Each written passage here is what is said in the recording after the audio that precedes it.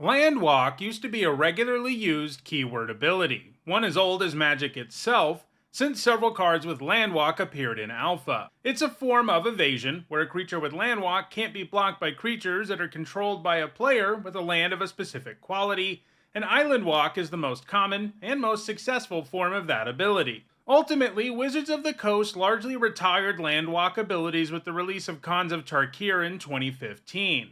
They retired it because it was so all or nothing. Basically, it was simultaneously a mechanic that it was difficult to have a counterplay for when it was good, since it effectively punished you for playing lands, and a mechanic that was entirely irrelevant on many board states, and that's really not a great combination when it comes to design.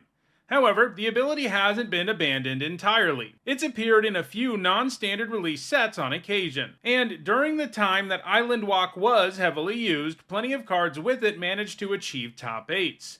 To be eligible for this list, a card had to have Islandwalk, create a creature token that has Islandwalk, or grant Islandwalk. In all, there were 52 cards eligible, and in this video we'll look at the 10 that have left the biggest impact on competitive Magic the Gathering.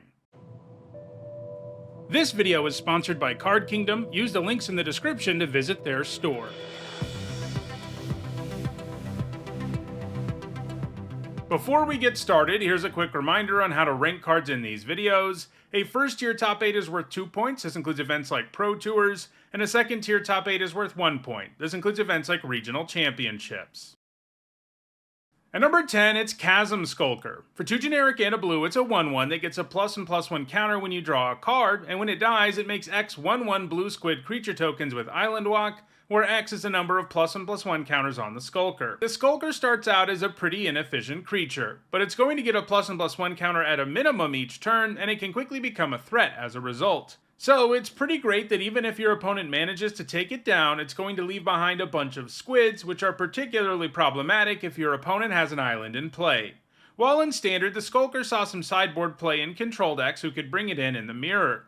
While you might expect most of the cards on this list to be sideboard cards since they hate on blue decks, the rest of the cards on this list have largely been main deck cards. At number 9, it's Sygg River Guide, the first of several merfolk on the list. It makes a lot of flavorful sense for merfolk to have Islandwalk since they tend to be at their best in the water. For a white and a blue, it's a 2/2 with Islandwalk, and you can pay 1 generic and a white to give target merfolk you control protection from the color of your choice until end of turn. Sygg can target itself, which is great, and if you have more merfolk in play and mana available, your opponent is going to have a very hard time interacting with your creatures. Sygg was played in merfolk decks in both block and standard. These decks used Aquitect's Will, a spell that turns an opposing land into an island, so Sygg's Landwalk was relevant reasonably often. However, Sygg didn't catch on in all merfolk decks, even in block and standard, so even though merfolk decks are a thing in multiple formats right now, Sygg doesn't have any top 8 since 2008. At number 8, it's Stonybrook Banneret, our second consecutive merfolk. For 1 generic and a blue, it's a 1/1 with Islandwalk, and it also decreases the cost of merfolk and wizard spells you cast by 1 generic mana. While it's not a very impressive creature on its own, letting you power out merfolk and wizards a full turn earlier while also frequently being unblockable makes it worth considering for your merfolk decks. So it shouldn't come as a surprise that it was played in exactly that kind of deck, often alongside Sygg, back in 2008. At number 7, it's Cold-Eyed Selkie, our third consecutive merfolk. For 1 generic and 2 blue-green hybrid mana, it's a 1/1 with Islandwalk, and when it deals combat damage to a player, you may draw that many cards. It's always nice to combine an evasive body with a combat damage trigger, and having this get in for at least 1 every turn, and drawing a card is pretty great. The Selkie's top 8s have all come in the Eternal formats where it's appeared in merfolk decks, and it also appeared as a singleton creature to tutor up in Green Sun Zenith decks. Getting yourself the Selkie when you need cards and you know it's going to be unblockable is pretty great. In all of the decks it's been played in, there have been ways to buff the Selkie so that it draws you even more cards, like with Noble Hierarchs Exalted, or with Sword of Fire and Ice. However, the Selkie's underwhelming stat line means that it hasn't continued to see play in those formats in the long run, and it doesn't have any top 8 since 2011. At number 6, it's Stormtide Leviathan. For 5 generic and 3 blue, it's an 8/8 with Islandwalk, and it gets around the problem of Islandwalk being conditional, all on its own, because it turns all lands into islands in addition to their other types, and it makes it so that only creatures with flying and Islandwalk can attack. So it's a huge unblockable win condition that also gives you a mode effect that feels very one-sided, and that's definitely a creature that can shift a game wildly in your favor. Of course, costing a whopping 8 mana is a problem, but as you can probably guess, the decks that have used the Leviathan over the years have been able to find a way around that. The Leviathan was the most active between 2010 and 2011 when it was played in standard Genesis Wave decks, which were adept at ramping a ton of mana and could power out the Leviathan and hardcast it, but they could also put it into play with the Wave. Meanwhile, during that same time period, it was also played in Legacy Reanimator, which could bring it back on turn 2 pretty consistently using either Reanimate or Exhume.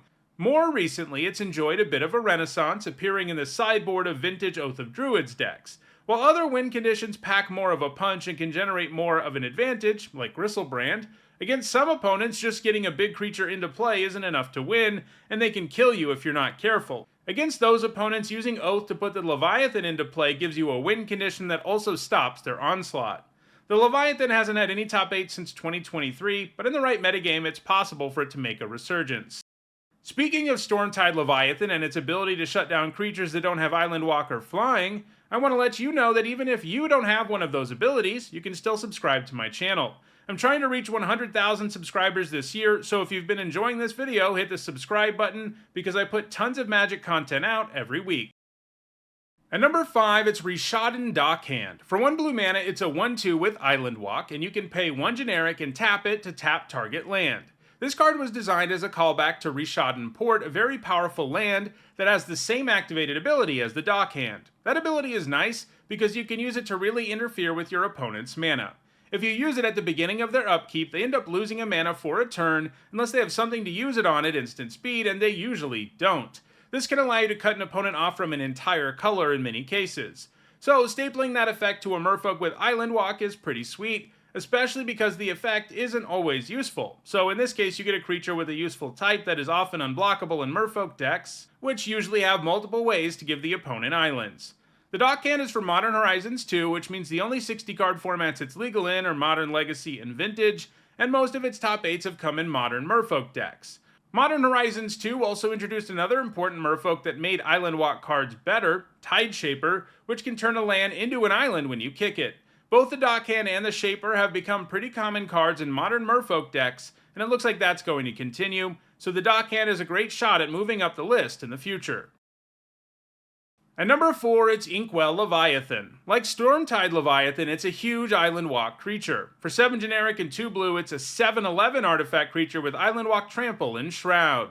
That combination of keywords often means it's very difficult to block effectively, and Shroud means that removing it with most traditional removal isn't going to work. Like with Stormtide Leviathan, the one downside Inkwell Leviathan has is its massive mana cost, but every deck that has ever played this Leviathan has a way to get around that. Its top 8s have all come in Legacy and Vintage, 2 formats with no shortage of ways to get it into play in the extreme early game. They also happen to be formats where blue is very commonly played, so it's often unblockable. As with its Stormtide brethren, it was also a frequent reanimation target in Legacy, and in Vintage it was often played as a tinker target or something to put into play using Oath of Druids. However, as creatures have progressively become more and more powerful, the Leviathan has fallen by the wayside as a premium reanimation target. A big creature that's just good at attacking and blocking isn't really enough these days, not when you can grab something like Atraxa, which also draws you a whole bunch of cards and loads your graveyard. Rishadan Dockhand is very likely to overtake it in the future. At number 3, it's Piracy Charm. Like all charms, it's an instant that gives you an option between 3 effects, and in this case you pay 1 blue mana to choose between giving a creature Islandwalk, giving a creature +2/-1, or making an opponent discard a card. These effects aren't great individually. Islandwalk is of course only useful in the right matchup. +2/-1 can be used to kill an X1 or buff your own creature. The discard mode does something the most often, but it's not exactly powerful and it can definitely backfire. However, getting a choice between all 3 of these is very different than a card that can only do one of these individually. The Islandwalk mode is great in the right situation, and paying 1 to kill an X1 isn't too bad either. While it didn't see play in Block or Standard, it did find some success in Modern, where it used to be played in Infect decks. The Infect mechanic makes your creature do damage to your opponent in the form of poison counters, and if they get 10 or more poison counters, they lose. These decks run lots of buff effects to win in as few swings as possible, and Piracy Charm could be used to help get a creature in for a lethal hit by giving it Islandwalk, or you could use it to make a creature give your opponent 2 extra poison. It hasn't appeared in Modern Infect for several years, but more recently it's appeared in mono blue control decks which run Spreading Seas to disrupt the opponent's mana, and in that deck, Piracy Charm's Islandwalk is often relevant. The bulk of Piracy Charm's points, though, have come in Pauper, a format where only commons are legal, and most frequently shows up there in Tireless Tribe decks, where it has a similar role to what it did in Infect decks. Tireless Tribe decks typically try to win the game in one swing by discarding a bunch of cards to the tribe, and then switching its power and toughness with something like Inside Out, and Piracy Charm's Islandwalk can help it get through unblocked. Piracy Charm is going to continue to put up top 8s in Pauper, and perhaps Modern going forward, but the two cards in front of it are likely to remain ahead of it, like our number 2 card, which is River Boa, which is the only Islandwalk card on this list that isn't blue. For one generic and a green, the Boa is a 2/1 with Islandwalk that can regenerate for a single green mana. It's probably hard to believe for new players, but back when this was printed in Visions, it was one of the best 2-drops in the game. It had a solid stat line, couldn't be blocked by blue decks, and it could regenerate, making trading with it or using removal on it a heck of a lot harder. It also got a reprint in 6th edition, extending its time in Standard, so it was part of a lot of mono-green stompy decks in the format between 1997 and 2000. It also did some work in extended aggro decks all the way until 2003. Earlier, when I said that River Boa's power would be surprising to newer players, I probably should have said, unless you play Pauper, because the Boa is still doing some work in that format stompy decks, and it's going to continue to put up points there, but I don't think it will ever claim the number 1 spot on the list, which belongs to Lord of Atlantis, as well as the similar Master of the Pearl Trident. Lord of Atlantis is a legitimate number 1, while Master of the Pearl Trident would have been at number 3, but because they are similar cards played in the same deck, I didn't think it made sense to separate them. Both of them are 2 blue mana for a 2/2 Merfolk, and they both give other Merfolk you control +1/+1 in Islandwalk. The only difference between them is that Lord of Atlantis' buff effect is symmetrical, so if your opponent has Merfolk, they benefit from it too. Getting a 2-mana 2/2 that offers this big of a buff is amazing, as you're always going to feel like you're getting way more than 2 mana worth of value, because this will add so many stats to the board. And if you're playing Merfolk, you have access to 2 2-mana Lords that offer an amazing buff like this, something no other creature type can really claim. Lord of Atlantis is from Alpha, and is the first card ever printed to grant Islandwalk, so obviously it's much older than Master of the Pearl Trident, which didn't get printed until 2012. That's the reason for Lord of Atlantis' much higher score. Obviously the Master is actually better, because it doesn't have the risk of buffing the opponent's Merfolk, but because Lord of Atlantis has been around for almost 2 decades longer, it's been powering Merfolk decks for a lot longer than the Master has. These days the two of them are almost always played together in Merfolk decks in Modern, Legacy, and Vintage. You can see why cards like Aquitect's Will and Spreading Seas are extra good in Merfolk decks, because when your whole board has Islandwalk, giving your opponent an island usually just means the game is over, especially when you factor in the +1/+1 to everything too. Lord of Atlantis and Master of the Pearl Trident are going to continue to put up top 8s in Modern, Legacy, and Vintage, and I don't think they'll ever be surpassed as the best cards with Islandwalk in the history of Magic the Gathering. So, those are the top 10 Islandwalk cards in Magic. If you want your creatures to be unblockable when your opponent has an island in play, check out the description, where you can find a direct Card Kingdom link for each card that appeared in the video. If you enjoyed this video, please like it and share it so that others can enjoy it too. If you want to make sure you catch future videos, don't forget to subscribe, and if you want to catch up on past videos, including many more that look at keyword abilities, you should see a playlist on your screen shortly. Thanks for watching.